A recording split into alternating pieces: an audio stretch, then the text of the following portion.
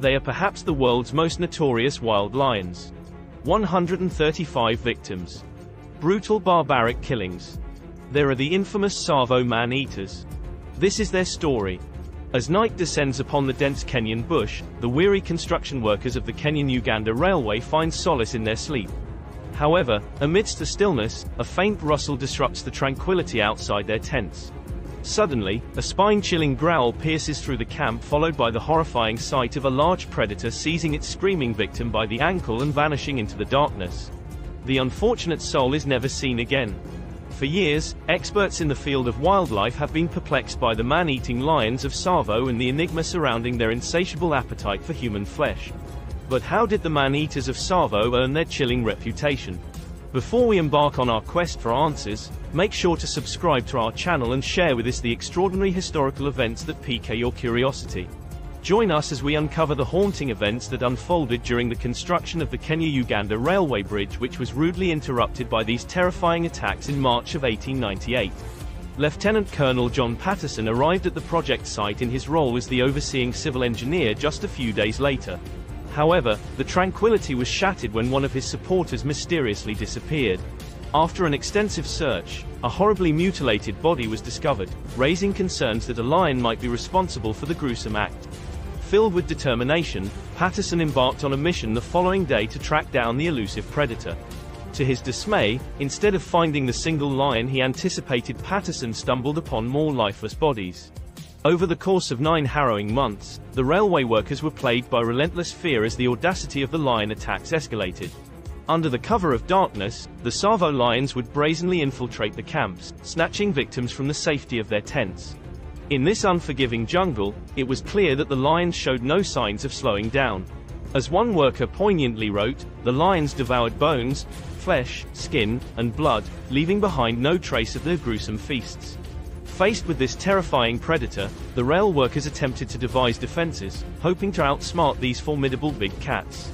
After all, couldn't humans outmaneuver a couple of wildcats? In an effort to combat the relentless lion attacks, the railway workers implemented various measures to safeguard themselves. Night curfews were instituted, and sentinels were stationed to keep a watchful eye. The daunting task of volunteering for these positions was met with reluctance. Additionally, campfires were built and drums were beaten in an attempt to scare away the lions, but with no success. The workers even constructed makeshift fences from whistle thorn trees, but the lions were able to leap over or crawl through them with ease. During one particularly chaotic attack, so many workers climbed up the same tree to escape that it came crashing down to the ground. Fortunately, the lions had already found a less agile victim that night. The hostile work environment eventually led to a mass exodus, with hundreds of workers fleeing the area. The British colonial authorities intervened and sent officials to restore order to the project. Astonishingly, their solution to the problem was to enlist amateur hunters to take down the bloodthirsty lions. According to Patterson's account, a district officer named Mr. Whitehead and his assistant, Abdullah, arrived at the train depot in the evening, only to be immediately attacked by the lions. The situation remained dire, and the workers continued to live in a constant state of fear as the lions appeared to be unstoppable. Mr. Whitehead was fortunate enough to escape with 4 claw marks, while Abdullah met his demise at the jaws of the lion. This incident served as a stark reminder that one's own survival often comes at the cost of sacrificing others. Just when it seemed that more officials and armed Indian infantrymen had arrived to exterminate the Tsavo lions, an unexpected hero emerged in the form of project-led John Patterson. Patterson's engineering expertise proved to be the secret weapon in this endeavor. Having gained experience hunting tigers during his military service in India, he employed a cunning strategy of turning the tables on the lions.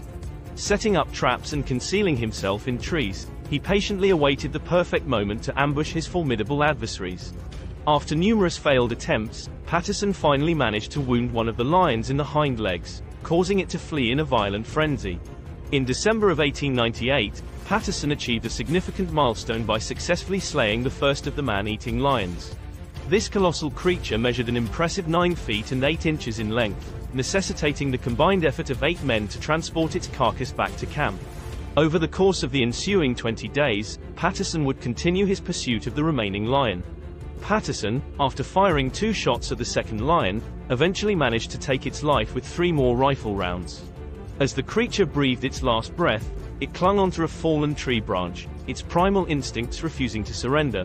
With the demise of the man-eaters, construction on the railway bridge resumed, swiftly reaching completion within the following 2 months. However, the bridge's fate took a tragic turn less than 2 decades later during the ravages of World War I, once again highlighting the destructive power wielded by humanity. Undeterred, Patterson continued with his pursuits, preserving the lion skins as rugs in his home for a time. Eventually, he made the decision to sell the skins and skulls of the Tsavo lions to the esteemed Field Museum in Chicago, where they found a safe and secure place on display, captivating visitors for years to come. The insatiable thirst for human blood exhibited by these animals left everyone perplexed, prompting various theories to explain their peculiar behavior. One prevailing hypothesis suggested that the lions resorted to hunting humans due to a scarcity of the usual prey. At the time, the Tsavo region was plagued by a relentless 13-year drought, rendering it drier and hotter than other African plains. Additionally, the area was grappling with an outbreak of rinderpest, a viral disease affecting cattle, which potentially decimated the lions' primary food sources. However, subsequent scientific investigations employing isotopic analysis shed new light on the lions' dietary habits. Surprisingly, it was discovered that humans constituted only about 1/3 of their overall diet. This revelation led researchers to conclude that humans served as more of a supplementary food source for the Tsavo lions, rather than their main sustenance. While the drought and rinderpest may have played a role in their behavior, they were likely not the primary catalysts that drove these animals to consume humans. The Tsavo River, where the construction work was underway, harbored a somber past long before the man-eating lions emerged on the scene. It served as a significant route for caravans involved in the Arab slave trade, a dark chapter in history. The mortality rate among slaves was alarmingly high, primarily due to the prevalence of sleeping sickness, a disease transmitted by the tsetse fly in the African savanna. The lifeless bodies of deceased slaves were often discarded along the route, potentially attracting the attention of scavenging lions.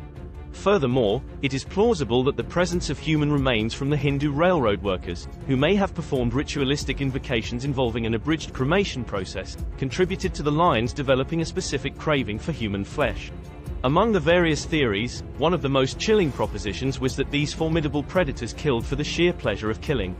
Although John Patterson claimed that the lions were responsible for a staggering tally of 135 human lives, the exact motivations behind their lethal spree remain shrouded in mystery. It is possible that the lions did not consume every person they killed, or perhaps they did not consume any at all. Human encroachment poses a significant threat to the lion's territory and habitat, and it remains one of the primary catalysts for lion attacks even today.